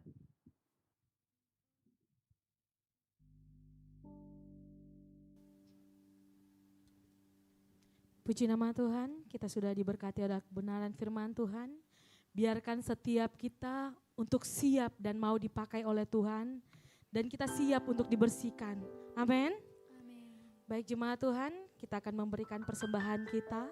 Di depan Bapak Ibu sekalian ada tersedia amplop 1 dan amplop 2. Di mana amplop 1 digunakan untuk kas pastori, operasional untuk pastori, dan untuk amplop kedua karena ini adalah minggu keempat di mana amplop kedua ini akan digunakan untuk dana diakonia. Baik jemaat Tuhan, kita sudah mempersiapkan amplop kita. Mari kita angkat amplop yang ada di tangan kita dan kita satu di dalam doa. Bapa, kami mengucap syukur Tuhan buat berkat firman-Mu yang kami dapat pada hari ini. Biarkan firman-Mu ini Tuhan benar-benar kami pakai untuk melanjutkan kehidupan kami. Dan kami mau Tuhan, kami siap Tuhan. Biarkan setiap kami dibersihkan oleh kebenaran firman-Mu. Dan hidup kami Tuhan diperbaharui hari lepas hari. Dan saatnya Bapa, kami akan memberikan persembahan kami. Biarkan persembahan ini kami pakai untuk pekerjaan Tuhan di tempat ini. Di mana Engkau percayakan kepada kami Bapa. Biarkan persembahan ini dapat berkenan di hadapan Tuhan. Engkau berkati setiap tangan-tangan yang memberi Bapa. Terpujilah nama-Mu Yesus. Kami siap memberi di dalam nama Yesus Kristus. Haleluya. Amin. Untuk persembahan nanti dimulai dari sebelah kiri saya, tengah dan kanan, dan akan diarahkan oleh tim Aser. Tuhan Yesus memberkati.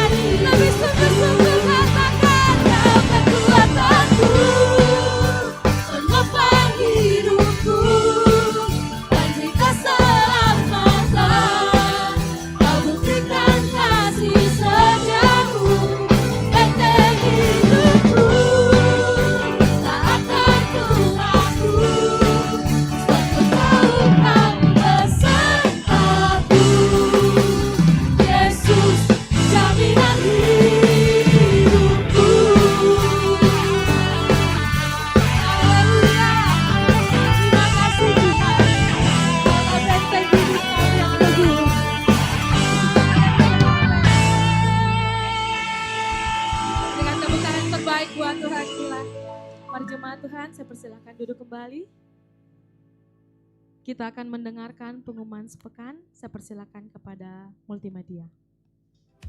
Shalom jemaat yang dikasihi Tuhan, berikut beberapa informasi kegiatan GBI Oikumene selama 1 minggu ke depan. Kami mengajak teman-teman semua yang rindu bersekutu dan bertumbuh bersama dalam Tuhan untuk hadir di ibadah ground Grow Up in God. Bagi teman-teman yang belum bergabung di salah satu ground, silakan mengakses barcode informasi yang telah disediakan. Bagi teman-teman yang belum bergabung di salah satu ground, silakan mengakses barcode informasi yang telah disediakan. Ibadah khusus kaum wanita atau Putri Sion akan diadakan minggu ini. Bagi para wanita terkasih Tuhan, jangan lupa hadir untuk beribadah bersama sesuai dengan informasi yang tertera.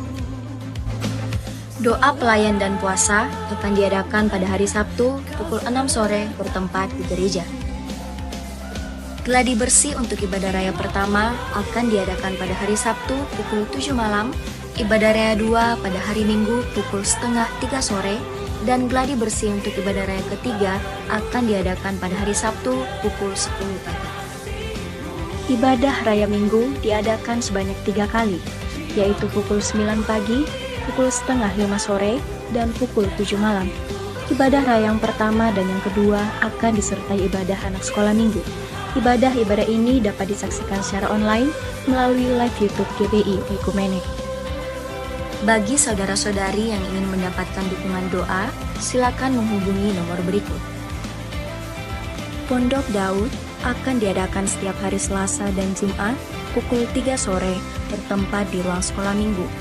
Bagi jemaat Tuhan yang berkerinduan untuk didoakan, silakan mengisi form pokok doa yang telah disiapkan. Mari tetap saling menopang dalam doa-doa kita kepada Tuhan. Bagi saudara-saudari yang membutuhkan layanan konseling, penyerahan anak, dan pernikahan, silakan menghubungi nomor berikut. Baptisan akan diadakan pada minggu terakhir setiap 3 bulan sekali. Bagi saudara sekalian yang membutuhkan layanan baptisan, silakan menghubungi nomor berikut.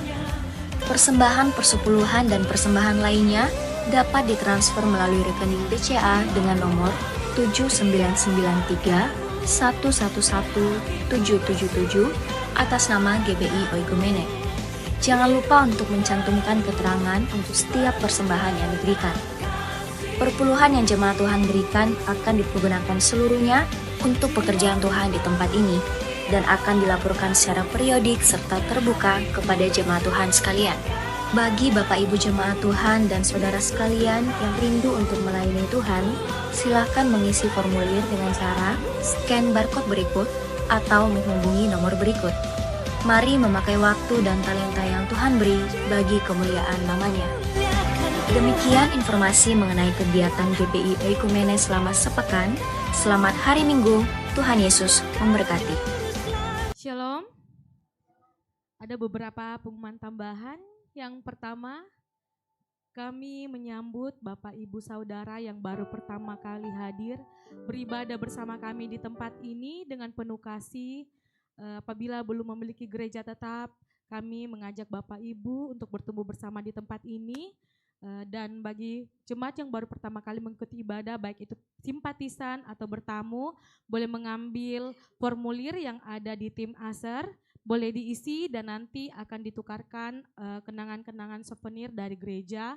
Dan di tangan ASER juga ada formulir doa, di mana Bapak Ibu ketika ada permohonan doa dan ingin didukung di dalam doa Pondok Daud yang akan kita adakan setiap hari Selasa dan hari Jumat jam 3 sore, Bapak Ibu boleh mengambilnya dan mengisi pokok-pokok doanya, nanti kita dukung di dalam doa Pondok Daud. Dan pengumuman yang kedua, bagi jemaat Tuhan yang rindu untuk melayani bergabung di tempat ini, di depan kursi Bapak Ibu jemaat Tuhan ada barcode yang kecil, itu boleh di-scan dan di situ ada beberapa divisi-divisi untuk pelayanan, di mana talenta yang diberikan Tuhan dan Bapak Ibu mau menyalurkan lewat pelayanan, ada divisi di situ, boleh Bapak Ibu boleh pilih dan tim akan menghubunginya nanti untuk kelanjutan ke depannya. Dan diinformasikan kembali nanti hari Rabu tanggal 25 Maret jam 6:30 di tempat ini ada ibadah kaum wanita yaitu Putri Sion. Jadi wanita-wanita terkasihnya Tuhan, mari bergabung di ibadah Putri Sion. Jangan lupa hari Rabu 6:30 malam. Demikian pengumuman tambahan. Tuhan Yesus memberkati. Puji nama Tuhan. Tiba saatnya kita akan mengakhiri ibadah kita pada pagi hari ini. Jemaat Tuhan semua, saya undang kita semua untuk bangkit berdiri. Segala pujian hanya layak bagimu Tuhan. Segala pujian dan syukur bagimu, Allah yang mulia, kuduslah namamu. Allah yang awal, yang akhir dari segalanya. Yesus, kaulah pujian bagiku. Segala pujian bagimu Tuhan. Segala pujian dan syukur bagimu, Allah yang mulia, kuduslah namamu. Kaulah yang awal, yang akhir dari segalanya. Yesus, kaulah pujian bagiku. Kalau yang awal, Allah yang awal, yang akhir dari segalanya. Yesus, Sekali lagi dengan imanmu katakan. Allah yang awal, yang akhir dari segalanya. Yesus, kaulah pujian bagiku. Haleluya. Haleluya. Hanya kepada-Mu ya Bapa di dalam surga. Di pagi hari ini kami datang mengangkat syukur dan berterima kasih atas penyertaan lawatan Tuhan di dalam ibadah kami. Tuhan, kami percaya dan kami imani apa yang telah kami dengar, yang Tuhan sampaikan lewat hamba-Mu. Biarlah itu Tuhan menjadi remah di dalam kehidupan kami. Tuhan, kami percaya kami adalah perabot-perabot yang siap untuk dipakai oleh Tuhan. Kepadamu lah Tuhan kami datang berserah. Siapakah kami? Perabot yang manakah kami? Kami tidak tahu Tuhan, tetapi kami percaya Tuhan akan memakai kami semuanya. Olehnya Tuhan sertai kami, mampukan kami, kuatkan kami terus menerus dengan kuasa Roh Kudus-Mu, agar kami dapat mampu Tuhan melakukan dan melaksanakan tujuan-tujuan daripada Tuhan sendiri. Olehnya Bapa, berkatilah kami, tuntun kami dengan kuasa Roh Kudus-Mu. Demikian juga Tuhan, hamba-Mu yang Kau telah pakai pada pagi hari ini, urapi terus menerus Tuhan, singkapkan terus menerus akan kebenaran-kebenaran firman-Mu, dan biarlah kiranya kami jemaat Tuhan dapat senantiasa dikuatkan, dimampukan untuk menghadapi badai-badai kehidupan ini Tuhan. Kami percaya dan kami imani Tuhan, Engkau tidak akan tinggalkan kami, tapi Engkau selalu ada bersama dengan kami dengan kekuatan Roh Kudus, sehingga kami dapat berdiri teguh, tegar di dalam menghadapi kehidupan ini ya Bapa. Terima kasih Tuhan, dimanapun dia berada Tuhan, biarlah Engkau pakai menjadi berkat bagi banyak orang, dan lewat semuanya nama-Mu ditinggikan, nama-Mu dipermuliakan. Tuhan Yesus, rumah tangganya, keluarganya, pekerjaannya ya Bapa, kiranya Tuhan Engkau memberkati jua.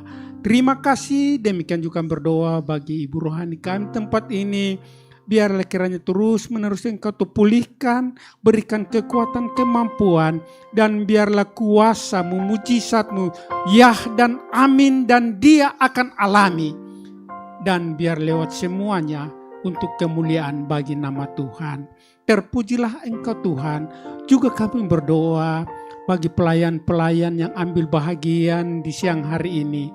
Tuhan, apapun profesi mereka, dimanapun mereka berada, jadikanlah mereka berkat, jadikan dia alat, dan biar lewat semuanya hasilnya Tuhan, Engkaulah yang ditinggikan, Engkaulah yang dipermuliakan.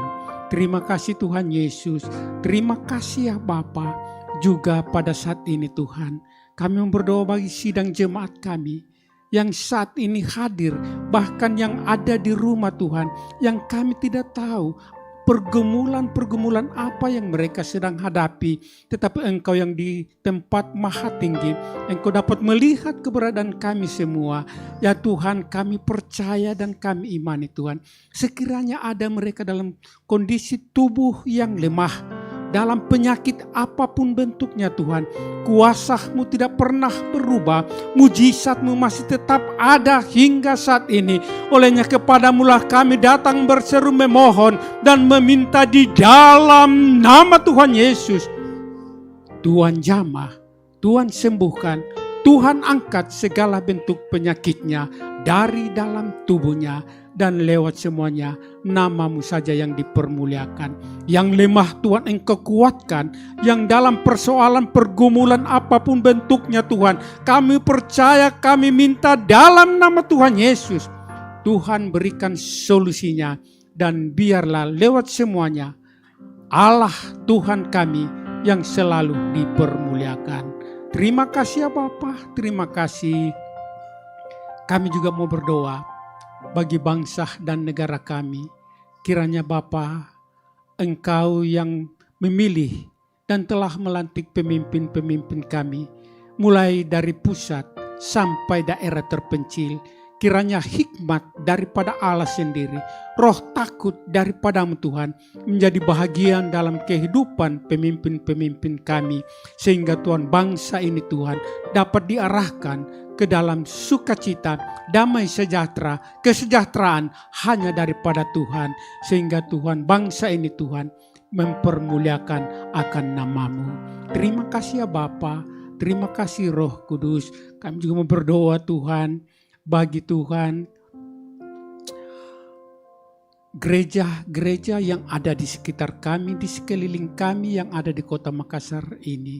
Khususnya Tuhan yang ada di daerah kecamatan Tamalandria Biringkanaya, dari denominasi manapun Tuhan. Biarlah kiranya Roh-Mu Tuhan hadir. Engkau bekerja bagi pemimpin-pemimpin mereka, para hamba-hamba Tuhan, para pelayan-pelayan Tuhan yang saat ini Tuhan menyampaikan isi hati Tuhan. Urapi terus Tuhan dengan kuasa Roh Kudus-Mu, dan biarlah Tuhan lewat pelayanan-pelayanan Tuhan menjadi keberkatan adanya, sehingga umat-umat-Mu dapat dikuatkan kembali Tuhan, dan benar dapat berserah bahwa sesungguhnya hanya Yesuslah sumber kekuatan, sumber berkat yang akan disediakan bagi umat-umat-Mu. Terima kasih ya Bapa dalam sorga. Terima kasih Roh Kudus Tuhan. Demikian juga Tuhan, orang-orang yang ada di sekeliling tempat kami, dimanapun kami berada, Tuhan kiranya Engkau memberkati adanya. Terpujilah Engkau Tuhan. Tuhan, kami juga tetap serahkan ibadah kami yang kedua dan yang ketiga sebentar. Kiranya biarlah Tuhan Engkau ambil alih. Biarlah Roh Kudus-Mu Tuhan yang akan menuntun, sehingga ibadah 2 dan 3 juga menjadi keberkatan adanya. Dan sepanjang minggu ini seluruh aktivitas jemaat kami tetap taruh hanya ke dalam tangan-Mu. Biarlah Tuhan rancangan-Mu, rencana-Mu sajalah yang jadi. Inilah syukur kami Tuhan yang kami bawa dalam Kristus Yesus yang telah mengajar berdoa bersama-sama dengan kami. Bapa kami yang ada di surga, datanglah kerajaan-Mu, jadilah kehendak-Mu di bumi seperti di surga. Berikanlah kami pada hari ini makanan kami yang secukupnya, dan ampunilah kami akan kesalahan kami, seperti kami juga mengampuni orang yang bersalah kepada kami. Janganlah membawa kami ke dalam pencobaan, tetapi lepaskanlah kami daripada yang jahat. Karena Engkaulah yang punya kerajaan dan kuasa dan kemuliaan sampai selama-lamanya. Mari kita angkat kedua tangan kita, terima berkat dari Tuhan. Tuhan memberkati engkau dan melindungi engkau. Tuhan menyinari engkau dengan wajah-Nya dan memberi engkau kasih karunia. Tuhan menghadapkan wajah-Nya kepadamu dan memberi engkau damai sejahtera. Penyertaan-Nya akan selalu sempurna dalam sekolahmu, dalam kuliahmu, dalam pekerjaan dan dalam rumah tanggamu. Oleh karena itu pulanglah dan jadilah garam dan terang, sehingga Injil diberitakan melalui hidupmu. Dan biarlah anugerah dari Allah Bapa, keselamatan di dalam Kristus Yesus, dan penyertaan yang manis oleh Roh Kudus menyertai kita semua mulai dari saat ini sampai dengan Maranatha. Tuhan Yesus datang kembali menjemput kita semua di awan-awan permai. Karena bagi Dialah segala kemuliaan sampai selama-lamanya. Yang diberkati Tuhan, sama-sama katakan amin. Selamat hari Minggu, Tuhan Yesus memberkati, dan silakan mengambil saat teduh sejenak.